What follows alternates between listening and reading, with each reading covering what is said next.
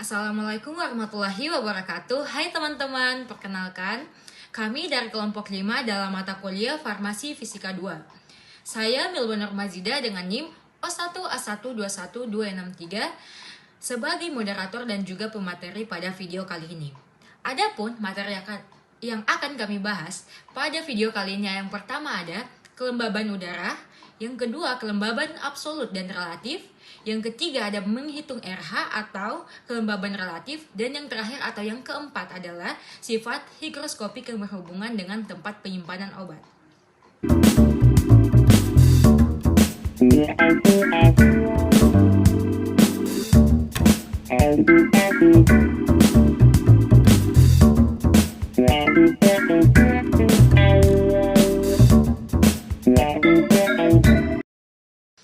Baiklah, melangkah ke pembahasan yang pertama yaitu mengenai kelembaban udara.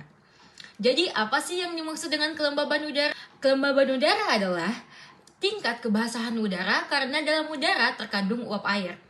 Jumlah kandungan uap air yang ada dalam udara hanya bagian terkecil dari atmosfer.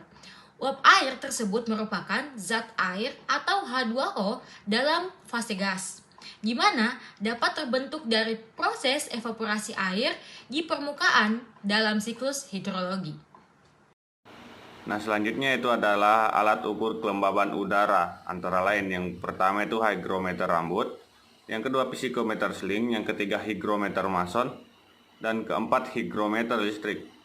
Nah, kapasitas untuk menampung udara keadaan jenuh ditentukan oleh suhu udara. Nah, definisi tekanan uap air atau selisih antara tekanan uap jenuh dan tekanan uap aktual. Nah, yang ketiga sumber uap air atau permukaan laut dan daratan atau tanah. Menurut Nick Walt 1977, kelembaban udara adalah akibat dari laju evaporasi yang tinggi pada lintang tempat yang rendah dan adanya pergerakan massa udara panas yang banyak mengandung uap air. Terima kasih, saya akan melanjutkan materi teman saya. Perkenalkan, nama saya Fioni Lesti Datuyanan dengan NIM 01A121243.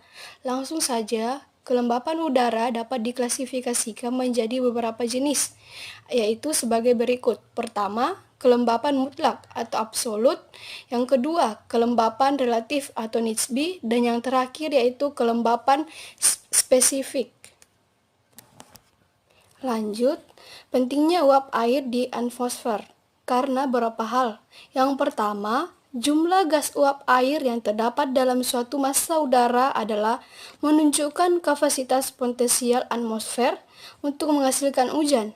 Dan yang kedua, uap air melalui proses absorptif radiasi bumi merupakan regulator dari cepatnya kehilangan panas dari bumi. Dan yang ketiga, lebih banyak uap air maka makin banyak energi potensial atau energi lat di dalam atmosfer. Dan yang terakhir yaitu karena jumlah uap air merupakan faktor yang berpengaruh terhadap kecepatan pendingin tubuh manusia.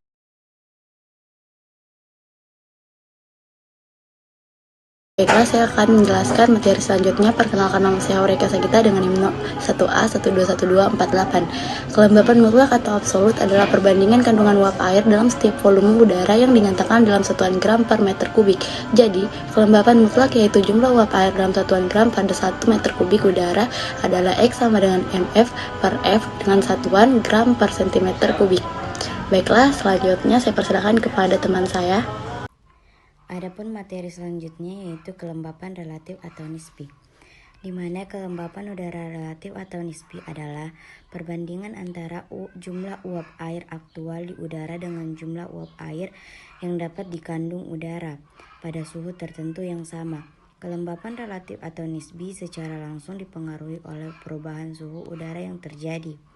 Saat suhu udara naik, maka jumlah uap air yang dikandung juga ikut meningkat, sehingga kelembapan relatifnya turun. Dan sebaliknya, saat suhu udara turun, maka kelembapan relatifnya meningkat karena kapasitas udara menyimpan air berkurang.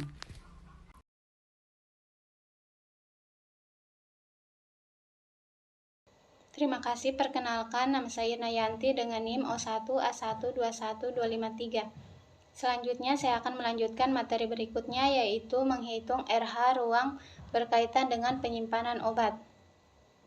RH sama dengan 100 EA per ES, di mana EA yaitu kelembaban aktual tekanan uap air aktual, ES yaitu kapasitas udara untuk menampung uap air atau tekanan uap jenuh.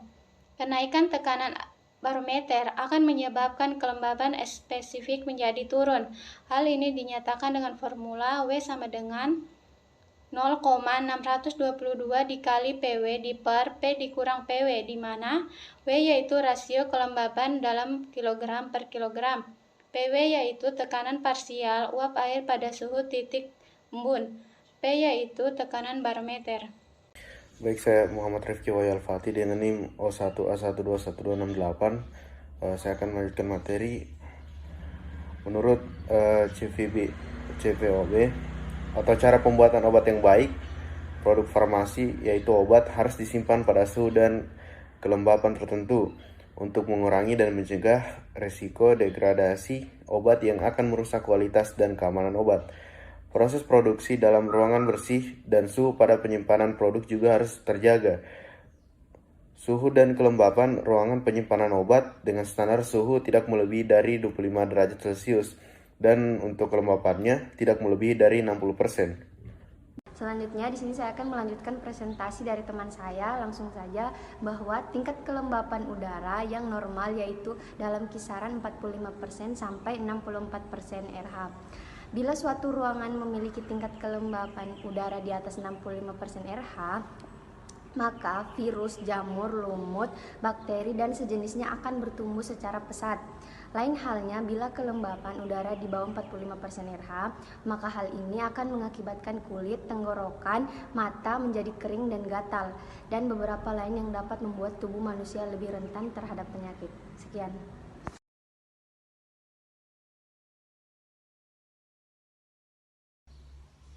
Higroskopis adalah kemampuan suatu bahan untuk menyerap kelembapan dari lingkungan.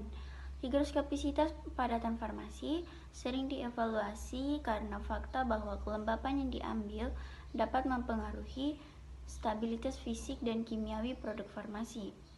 Perlindungan kelembapan memainkan peran penting dalam stabilitas zat aktif selama pembuatan tablet. Selanjutnya adalah stabilisasi tablet yang sensitif terhadap kelembapan dapat dilakukan dengan berbagai cara, seperti penggunaan eksipien, penyalutan, dan pemilihan kemasan yang tepat dapat mempengaruhi kualitas tablet.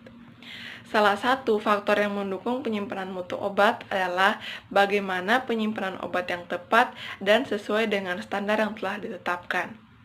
Kegiatan penyimpanan obat di sini mencakup 3 faktor, yaitu pengaturan ruangan, penyusunan obat, serta pengamatan mutu fisik obat. Adanya zat aktif obat yang bersifat higroskopis dapat mempengaruhi kestabilan dari obat itu sendiri. Serta ketika obat tersebut dibuat dalam bentuk racikan, dapat mempengaruhi obat yang lainnya, menyebabkan kelembapan. Kelembapan pada serbuk dapat memicu pertumbuhan mikroba, mengurangi estetika, dan merusak bahan aktif seperti berubah warna, berbau, dan terjadinya gumpalan pada serbuk ketika dicampurkan. Sekian presentasi dari kelompok kami. Selanjutnya saya kembalikan kepada moderator. Jadi itulah tadi video presentasi dari kelompok 5 dalam mata kuliah Farmasi Fisika 2. Lebih dan kurangnya mohon dimaafkan. Saya akhiri dengan ucapan wassalamualaikum warahmatullahi wabarakatuh.